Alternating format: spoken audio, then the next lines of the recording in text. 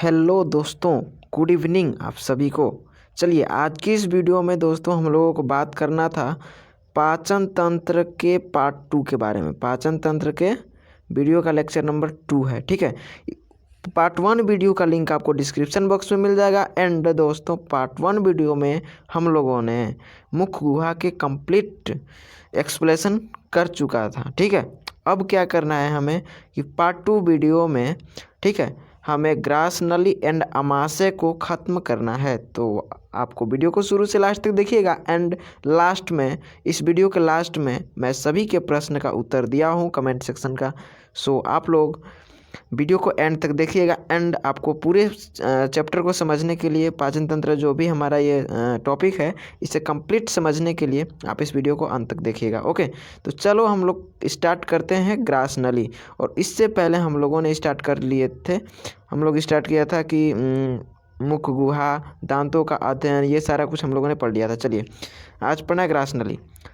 इसका इंग्लिश होता है दोस्तों ओसोफेगस। क्या होता है? ओसोफेगस। अगर दोस्तों हम लोग इसमें बात करते हैं ग्रास नली क्या होता है, तो इसमें सबसे पहले हम लोगों को पढ़ना है कि यह मुख गुहा को अमाशय से जोड़ने का कार्य करता है। यानी कि ग्रास नली क्या होता है? ग्रास नली का एक और नाम जो जो आपको कंफ्यूज कर सकता है, ग्रासिका होता है। क्या होता है? ग्रासिका होता है। कंप्लीट रखिएगा, ग्रासिका। और एक चीज़ है ग्रसनी, लेकिन ग्रसनी आपको पाचन तंत्र की नली को नहीं कहा जाता है, इस बात को आप याद रखिएगा। सो ग्रसनी कभी भी नहीं होता है। क्या होता है? ग्रासिका। चलो यहाँ पर भी कंप्लीट हो चुका है। एंड क्या होगा उसके बाद कि ग्रास नली किसे कहते हैं, आपको कंप्लीट हो चुका होगा कि यह मुख गुहा को हमारे जो अमाशय से जोड़ने का कार्य करता है। और यह नली के समान होता है। इसमें कोई भी पाचन की क्रिया नहीं होती है। कंप्लीट। जो ग्रास नली होता है दोस्तों, यह मुख जो होता है, हमारा मुंह जो होता है, मुंह से अमाशय जो कि पेट में पाया जाता है, पेट को ही अमाशय बोलते हैं, तो वो जो जोड़ने का जो नली है, उस नली को हम लोग ग्रास नली कहते हैं। और यह जो नली के समान है, क्योंकि ग्रास नली है, दिखने से ही लग रहा है। और इसमें किसी भी प्रकार की कोई भी पाचन की क्रियाएं नहीं होती है। चलो अब बात करते हैं कि ग्रास नली मुख से हमको ग्रास नली अमाशय तक जोड़ दिया। तो चलो पढ़ ही लेते हैं कि अमाशय में क्या बात है भाई, ठीक है। तो चलो अमाशय। तो दोस्तों अमाशय की बात करें तो अमाशय का इंग्लिश स्टोमक होता है। एंड अमाशय का सेकंड नाम है पेट, ठीक है। यह दोस्तों थैलीनुमा आकृति होती है। क्या होती है? थैलीनुमा आकृति। इसकी आकृति थैलीनुमा होती है। थैलीनुमा संरचना होती है, आकृति यहाँ पे नहीं होगा। जो भोजन को स्टोर यानी कि संग्रहित करने तथा पचाने दोनों का कार्य करता है। अमाशय क्या करता है? आपका डबल काम करेगा। फर्स्ट कि भोजन को संग्रहित करता है, एंड सेकंड उसको डाइजेशन भी करता है, ठीक है। अब क्या क्या करेगा आगे अमाशय के बारे में डिटेल हम लोग करते हैं। और यह भोजन को इसको रखने का जो कैपेसिटी है, 4 आवर्स तक ये रख सकती है। 4 घंटे तक भोजन को रख सकती है। दोस्तों आपको सारा कंप्लीट हो जाएगा। और अगर आपको नहीं कंप्लीट हो रहा है, मुझे तो आशा है कि आपको कंप्लीट हो जाता होगा, क्योंकि नोट्स भी साथ में मिल रहा है। अगर नहीं हो रहा है तो आप नीचे कमेंट सेक्शन में करो, मैं उसका स्क्रीनशॉट लेके अगले वीडियोज़ में आपका कंप्लीट करा दूंगा। तो चलिए अब बात करते हैं कि जो अमाशय होता है, थैलीनुमा आकृति होता है, उसका संरचना है ना, और उसमें क्या करता है, वो पाचन का भी काम करता है एंड भोजन को स्टोर भी करता है। सो दोस्तों अब बात करते हैं कि अमाशय भी हमारा 3 प्रकार का होता है। जो सबसे फर्स्ट भाग है उसको कार्डियक कहते हैं, एंड सेकंड को फंडिक कहते हैं, एंड थर्ड को पाइलोरिक कहते हैं। टाइपिंग मिस हुआ है, उस चीज़ों को आप ध्यान रखिएगा। फर्स्ट भाग को अमाशय 3 भागों में पाया जाता है। तो पहला भाग, मतलब 3 भागों में नहीं, अमाशय के 3 भाग होते हैं। फर्स्ट भाग को कार्डियक बोलते हैं, एंड सेकंड को फंडिक बोलते हैं, एंड थर्ड को पाइलोरिक बोलते हैं। दोस्तों चलिए इसको हम एक चित्र के द्वारा क्लियर समझते हैं। आप मान लें ये एक अमाशय का चित्र है, जो ऊपर, इसके ऊपर मुख जुड़ा होता है, मुख गुहा होता है। इसी नली को क्या कहते हैं? ग्रास नली कहते हैं। समझ में आया? इस नली को क्या कहते हैं? ग्रास नली कहा जाता है। चलो यहाँ तक कन्फर्म हो चुका। उसके बाद दोस्तों बात करते हैं कि मैंने क्या बोला, अमाशय में 3 प्रकार के भाग पाए जाते हैं। जो सबसे ऊपर वाला भाग जो ये आप देख पा रहे हैं, सबसे ऊपर वाले भाग को जो आप ये देख पा रहे हैं, उसे हम लोग क्या बोलेंगे? कार्डियक। क्या बोलेंगे? कार्डियक। उसके बाद अगला जो सेकंड नंबर पे जो ये वाला आप देख पा रहे हैं, ये वाला भाग जो आप देख पा रहे हैं, जो कि लाइनिंग किया हुआ है, इसको फंडिक बोलते हैं। क्या बोलेंगे? फंडिक। चलो नेक्स्ट जो कि आप 3 नंबर पे देख पा रहे हैं, क्या देख रहे हैं? 3 नंबर पे जो आप देख रहे हैं इस भाग को, इसको बोलते हैं दोस्तों पाइलोरिक। क्या बोलेंगे? पाइलोरिक। अब यहाँ पे मैं एक चीज़ आपको बताता हूँ शॉर्ट में, ताकि आप बेहतर तरीके से समझ आ जाए। तो देखिए यहाँ पे सबसे पहला भाग जो है कार्डियक, इसका कोई काम नहीं है, ये ऊपर का ग्रास नली हो गया, इसका कोई काम नहीं है। ठीक है, चलो यहाँ पर भी कंप्लीट हो चुका। उसके बाद दोस्तों मैं आपको बता दूं कि जो कार्डियक है इसका काम है केवल HCl का निर्माण करना। कार्डियक में क्या होता है? HCl जो कि एक अम्ल होता है, इसका फुल फॉर्म होता है हाइड्रोक्लोरिक अम्ल। ठीक है, तो हाइड्रोक्लोरिक एसिड का निर्माण कार्डियक में होता है। समझ में आया? और ये क्या करता है? जो भी हम भोजन ग्रहण करते हैं उस भोजन को ये क्या कर देता है? अम्ल है तो अम्लीय करेगा ना, मीठा खाइए, तीता खाइए, कुछ भी खाइए, वो क्या हो जाएगा? यहाँ पे भोजन आने के बाद खट्टा हो जाएगा। कैसा हो जाएगा? खट्टा, यानी कि अम्लीय हो जाएगा। अब भोजन दोस्तों प्रवेश करता है फंडिक में। कहाँ पे प्रवेश करता है? इस भाग में, फंडिक में। तो दोस्तों फंडिक में क्या होता है? फंडिक चाहता है कि हम भोजन को स्टोर करके रखें। समझ में आया? फंडिक चाहता है कि हम भोजन को स्टोर करके रखें, एंड उसके जो दीवार होता है नीचे की ओर इस प्रकार से रूजी पाया जाता है। क्या पाया जाता है? रूजी पाया जाता है इस प्रकार से, कांटेदार, जो कि आप देख पा रहे हैं कांटेदार रूजी। इसको जो कांटेदार संरचना है उसी को तो हम लोग रूजी बोलेंगे। और रूजी के बारे में अगर अध्ययन करें तो यह होता है कि अगर जो हमको भूख लगता है वो रूजी के कारण लगता है। हमको कैसे पता चलता है? कि जैसे हमारे शरीर में जैसे हमारे शरीर में जब भोजन नहीं रहता है, शरीर की बात नहीं करते हैं, अमाशय में जब हमारा भोजन नहीं रहता है, ठीक है, नहीं रहता है, तो क्या होता है? रूजी जो है अपने जगहों पर क्या हो जाती है? खड़ा हो जाती है। इस प्रकार से खड़ा हो जाएगी। तो हमें क्या होता है? चुभने लगता है, जिससे हमें एहसास होता है कि हमें दोस्तों भूख लग रहा है। समझ में आया? जिसको हम लोग बोलते हैं पेट में चूहों का दौड़ना।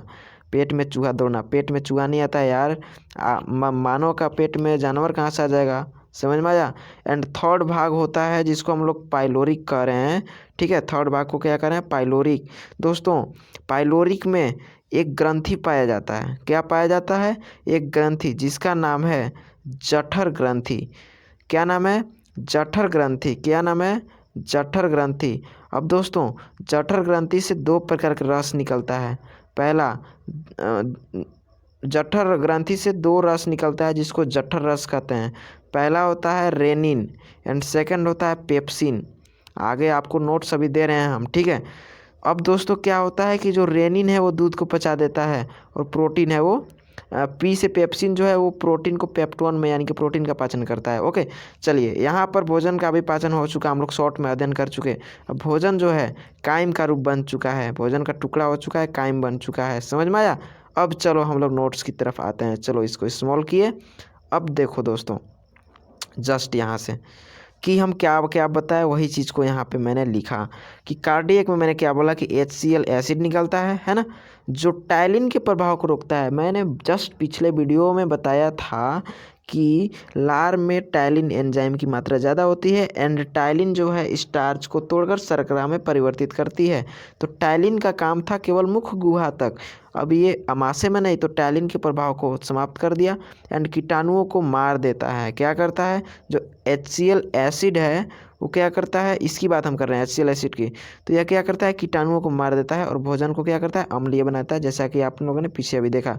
और एंजाइम की क्रियाशीलता को बढ़ा देता है, क्योंकि अब आगे जो भी प्रोसेस होगा भोजन पचने का वो एंजाइम करेगा, है ना। तो उसकी क्रियाशीलता को बढ़ाने के लिए भोजन को अम्लीय माध्यम चाहिए। आमाशय चाहता है कि जो भी हम भोजन का पाचन करेंगे, जठर रस चाहता है कि हम जो भी भोजन का पाचन करेंगे ऐसे नहीं करेंगे जब तक हमको भोजन खट्टा नहीं मिल जाता है। इसीलिए मतलब मशीन है, क्या है? शरीर एक मशीन है। चलो आगे बात कर लेते हैं। समझ में आ गया? कार्डियक से HCl निकलता है जिसका काम है भोजन को खट्टा करना एंड कीटाणुओं को मार देना। ओके, चलो बात करते हैं फंडिक की। तो दोस्तों फंडिक जैसा कि पिछला भाग होता है, हमने अभी जस्ट बताया, तो फंडिक बीज का भाग होता है, लिखा हुआ है। इसमें कांटेनुमा संरचना पाई जाती है जिसे हम लोग क्या बोलते हैं? रूजी। यहाँ देखो यहाँ पे और यह भोजन को क्या करता है, रोक कर रखने का काम करता है। जैसे मैंने बताया था कि स्टोर करने जैसा ये चाहता है। जब हम भोजन नहीं किए रहते हैं तो रुचि जो है अपने स्थान पर खड़ा हो जाता है और हमें चुभने लगती है, जिसके कारण लगता है कि बाबू खाना खा लो, पेट में चूहा दौड़ रहा है। ठीक है, अब दोस्तों बात करते हैं निचला भाग जो कि पाइलोरिक है। तो दोस्तों पाइलोरिक में जठर ग्रंथि पाई जाती है। आप टाइपिंग पे ध्यान न देंगे क्योंकि मैं जो बोल रहा हूँ वही सही है। टाइपिंग में मिस्टेक हुआ है क्योंकि यार मैं अकेले सब कुछ करता हूँ। ठीक है, तो पाइलोरिक में जठर ग्रंथि पाई जाती है और उसमें क्या होता है, जठर रस होता है जिसको हम लोग गैस्ट्रिक जूस कहते हैं। जब जठर रस ठीक से कार्य नहीं करेगा तो उस रोग को गैस्ट्रिक हो जाता है। आप सभी को ये प्रॉब्लम होता है, जो भी मोटे लोग होते हैं, अपना मटका पाल रखे हैं, बड़ा बड़ा पेट, ठीक है, उनको गैस्ट्रिक प्रॉब्लम होता है। ऐसा क्यों? क्योंकि उनमें जो जठर रस होता है ना अच्छी तरीके से वर्क ही नहीं करेगा, तो उसको हम लोग गैस्ट्रिक बोलेंगे। यानी कि जठर रस काम नहीं करने का मतलब कि जो जठर ग्रंथि है वो ठीक से काम नहीं करेगा, इसका मतलब जठर रस ही नहीं निकलेगा। तो जठर रस में दोस्तों आ जाता है रेनिन एंड पेप्सिन। तो जस्ट हमने बताया कि रेनिन और पेप्सिन का क्या वर्क है। तो उसमें देखिए कि रेनिन जो है दूध को ये बदल देता है, बटर में बदल देता है ना, अर्थात दूध को पचा देता है। ठीक है, या दूध में उपस्थित केसिन प्रोटीन, दूध में क्या होता है, कौन सा प्रोटीन उपस्थित होता है दोस्तों? तो यहाँ पे आपको सवाल आ जाएगा कि केसिन प्रोटीन उपस्थित होता है। चलो उसके बाद अब हम क्या करेंगे कि केसिन प्रोटीन जो है यहाँ पे था दूध में, उसको कैल्शियम पारा केसिनेट में बदल देता है। कौन बदलता है? कैल्शियम पारा कैसिनेट में कौन बदलता है? रेनिन। यानी कि दूध का पाचन कौन करता है? क्लियरली समझ लीजिए, रेनिन। एंड सेकंड जो कि है पेप्सिन। तो दोस्तों पेप्सिन की अगर हम बात करें तो पेप्सिन प्रोटीन को पचाता है। किसको पचाएगा? प्रोटीन को। और यह प्रोटीन जो है पेप्टोन में बदल देता है। यह प्रोटीन को किस चीज़ में बदलेगा? पेप्टोन में। मैं आपको बता दूं कि जितना बता रहा हूँ उतना ही याद रखना, इससे अलग आपको कभी नहीं पूछेगा। पेप्सिन प्रोटीन को पचाता है एंड प्रोटीन पेप्टोन में बदल देता है प्रोटीन को। ठीक है, पेप्सिन जो है प्रोटीन को पेप्टोन में बदल देता है। और भोजन आमाशय के बाद छोटी आंत में जाता है। अब भोजन इतना ही काम है ना, आमाशय में दो ही वर्क होता है, भोजन को अम्लीय करेगा और भूख लगने वाला तो काम फंडिक में होता है। एंड पाइलोरिक में रेनिन एंड पेप्सिन निकलेगा और रेनिन दूध को पचा देगा और पेप्सिन क्या करेगा? प्रोटीन को पेप्टोन में बदल देगा, यानी कि पूर्ण पाचन नहीं होता है। अब क्या करेगा? भोजन आमाशय के बाद कहाँ जाएगा? छोटी आंत में। अब भोजन कायम का रूप ले चुका है। कायम का रूप मतलब कि हल्का गीला हो चुका है, जैसा कि आप लोग यहाँ पे देख सकते हैं। कायम दिख रहा है यहाँ पे ट्यूब में, नली में, देखिए ध्यान से, है ना। चलो यहाँ पे होने के बाद दोस्तों अब मैं आता हूँ क्वेश्चन आंसर की ओर। तो दोस्तों मैं यहाँ पे बताना चाहता हूँ कि एक वीडियो मेरा जो कि मैं इमोशनल हो जाता हूँ कभी कभार, और वो रीज़न है कि आप लोग प्यार सपोर्ट नहीं देते हो यार। ठीक है, तो बायोलॉजी क्लास तो चल ही रहा है मेरे द्वारा, तो कुछ दोस्त हैं हमारे, कुछ प्यारे स्टूडेंट हैं जो कि हमें मोटिवेट कर रहे हैं। उन लोगों का मैं नाम लूँगा एंड उन लोगों का कमेंट भी पढ़कर सुनाऊँगा, आप देख भी सकते हैं। ठीक है, तो इसीलिए मैं आप लोगों से बार बार गुजारिश करता हूँ कि यार आप लोग क्लियर करो, लाइक शेयर सब्सक्राइब कर दो एंड दोस्तों में शेयर कर दो। ठीक है, चलो तो यहाँ शिवानी कुमारी हैं जो 21 घंटे पहले एक मेरा वीडियो अपलोड हुआ है, उसका लिंक भी डिस्क्रिप्शन बॉक्स में मिल जाएगा। वो कह रहे हैं कि सर जी हार ना मानिए, आप रेगुलर रहिए, हम लोग आपको पसंद करते हैं ना। चलिए इनको दिल से थैंक यू जो हमें सपोर्ट करते हैं। ओके, चलिए एक राहुल पांडे हैं जो कि मेरे रेगुलर स्टूडेंट है, हर वीडियोज़ पे उनका कमेंट रहता है लेकिन मैं उनका रिप्लाई नहीं करता हूँ।